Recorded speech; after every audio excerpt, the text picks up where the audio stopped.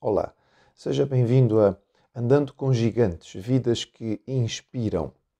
Vamos hoje pensar um pouquinho sobre a realidade do cristianismo não ser hereditário. A ideia de que alguém pode nascer muçulmano, católico, pode nascer budista, eventualmente até pode nascer dentro de uma denominação e se considerar parte dela, mas cristão, ninguém pode nascer cristão porque isso não se transmite desta forma.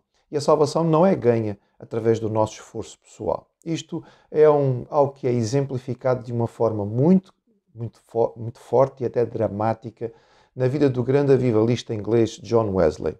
John Wesley nasceu em 28 de junho de 1703, em Epworth, na Inglaterra.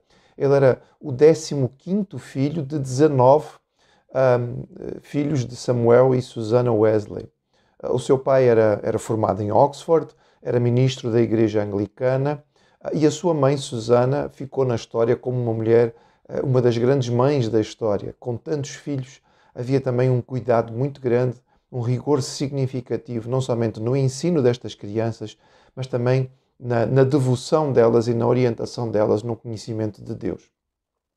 Com 5 anos, a reitoria onde eles moravam pegou fogo e foi uma experiência que marcou dramaticamente a vida do Wesley. Ele tinha só esta idade e toda a família conseguiu deixar a casa. Ele era o único que estava no andar de cima e às tantas ele não conseguia sair, a escada estava em chamas, fumaça por todo o lado, parecia claramente que não ia haver hipótese para ele. E foi então que algumas pessoas, corajosamente, conseguiram alcançar uma janela e realmente acabaram por tirá-lo. Ele mais tarde descreveu este episódio com um episódio da graça de Deus em que ele foi tirado do fogo como um tição.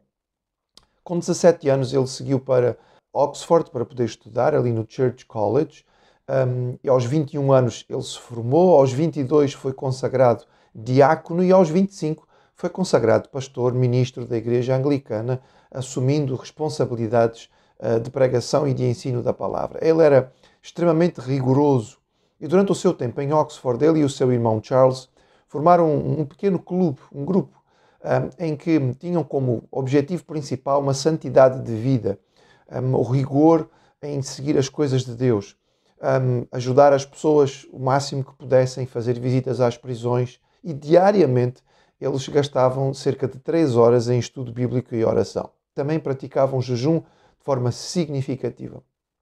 Este grupo tinha também alguns outros elementos, entre eles alguém que se tornou muito amigo dos dois, George Whitefield. Eles ficaram de forma tão marcada naquela comunidade que começaram a ser gozados pelo seu fanatismo e o seu pequeno grupo era chamado do Clube Santo. Eles aceitaram o nome sem grande dificuldade. Na sequência de tudo isto, Wesley recebeu o desafio dele e seu irmão embarcarem para os Estados Unidos, na altura as colónias americanas ainda antes da independência. Iriam para a Geórgia, para Savannah, ajudar ali a igreja local dos colonos, mas também de alguma forma evangelizar as tribos indígenas. Nesta viagem para os Estados Unidos, Wesley teve uma experiência que foi muito forte para ele. A certa altura eles se viram numa grande tempestade e dentro dos passageiros que faziam parte desta viagem estava um grupo de colonos morávios, crentes em Cristo, muito dedicados. E durante aquele momento de grande angústia, Wesley temeu muito pela sua vida. Ele ficou com muito medo de morrer.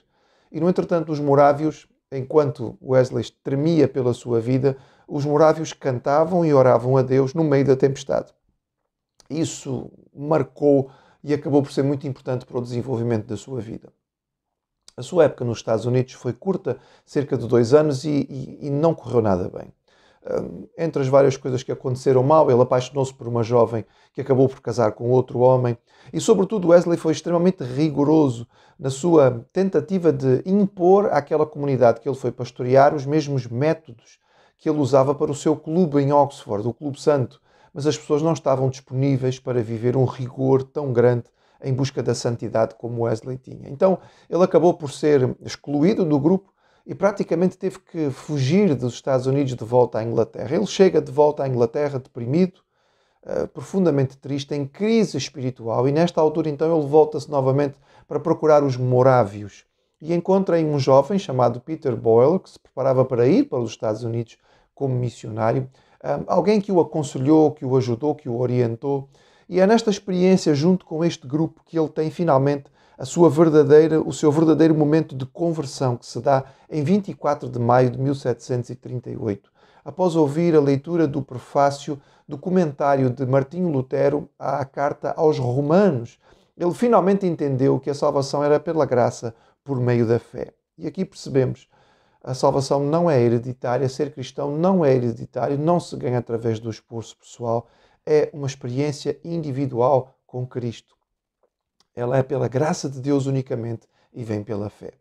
Após esta experiência de conversão, finalmente, Wesley vai até Hernard, que era, digamos, a capital, o centro de onde saíam os morávios, daquilo que é hoje a República Checa, e ali ele fica muito impactado com a vida que aquela gente tinha e volta à Inglaterra decidido a auxiliar numa espécie de reforma da Igreja Anglicana, que estava nesta altura já profundamente marcada por corrupção e uma série de coisas que estavam distantes daquilo que seria a Igreja primitiva. Mas de volta à Inglaterra, Wesley descobriu que não podia pregar. Foi proibido de pregar nas igrejas. Nesta altura, o seu grande amigo do tempo de Oxford, George Whitefield, estava a ter um sucesso enorme como um avivalista, um pregador ao ar livre. E Wesley teve muita dificuldade em aceitar esta possibilidade. A Igreja Anglicana rejeitava a pregação ao ar livre, apesar de que Cristo pregava ao ar livre. A Igreja nasceu com um grande momento de pregação ao ar livre de Pedro, e sabemos que Paulo também muitas vezes utilizava o ar livre para pregar o Evangelho. Wesley teve que fazer um grande esforço pessoal para poder perceber que isto era aceitável e então começar a pregar ao ar livre e acabar por se habituar a isto. Ele e Whitefield eram grandes amigos, apesar de diferenças significativas. Wesley não gostava do estilo de pregação dramático que Whitefield tinha e também não apreciava a doutrina, porque Whitefield era profundamente calvinista, enquanto que Wesley era arminiano. Mas a verdade é que eles eram grandes amigos e foi neste contexto que ele cunhou uma frase que tornou-se clássica no meio americano e também acaba por poder ser usada por nós. Agree to disagree, ou seja, vamos concordar em não concordar, mas continuar a ser amigos. A proposta era extremamente simples. Eles pregavam ao ar livre, as pessoas convertiam-se e Whitefield já estava a ter um grande número de convertidos. Então, a mente organizada de Wesley juntava este pessoal em pequenos grupos, no fundo.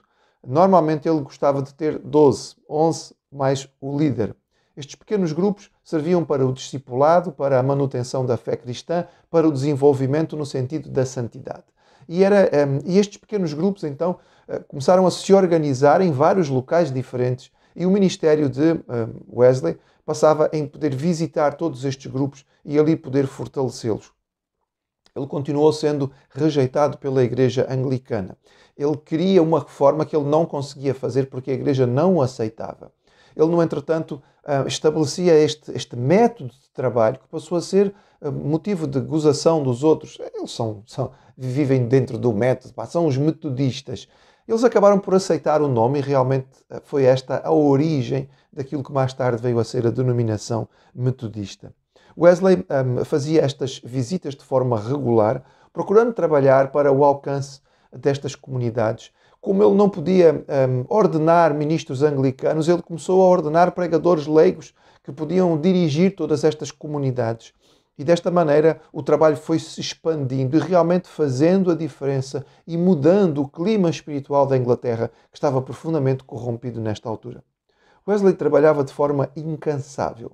As estimativas nos dizem que ele viajava a cavalo e a estimativa nos diz que ele viajou cerca de 400 mil quilómetros a cavalo para visitar as suas comunidades. Isto dá aproximadamente 10 vezes volta à Terra. Agora imagine o que é dar 10 voltas à Terra a cavalo dentro daquilo que é a Inglaterra.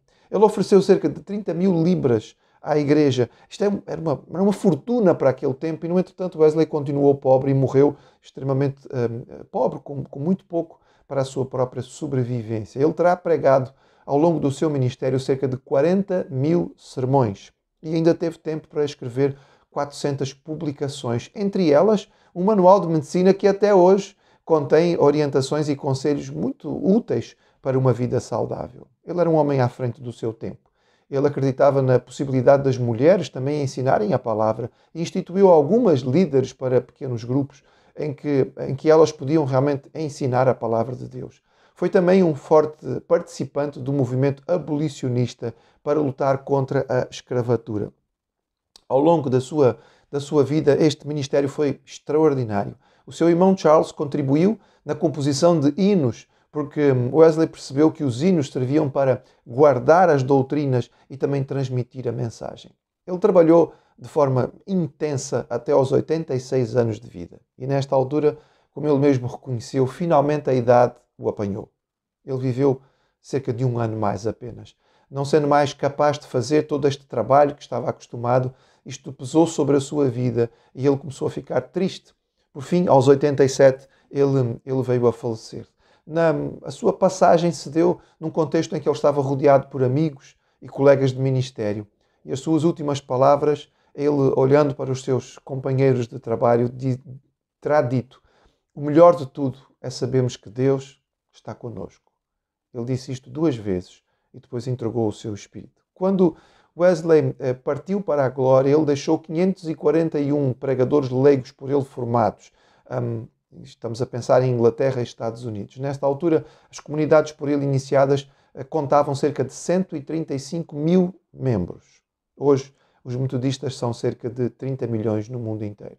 Olhando para a vida, o desafio, a busca de santidade e a intensidade de trabalho de John Wesley, nós percebemos que estamos andando com gigantes, conhecendo e sendo inspirados por vidas que nos marcam.